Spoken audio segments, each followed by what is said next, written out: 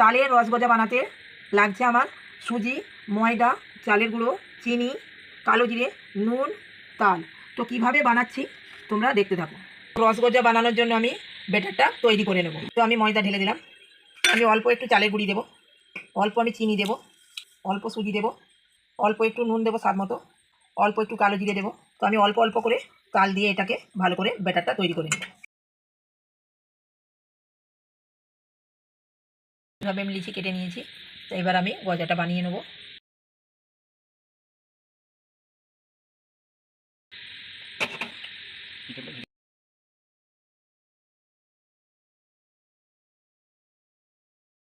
তালের পিঠে বানানো অনেক সোজা, তার মধ্যে যদি হয় রসের গজা।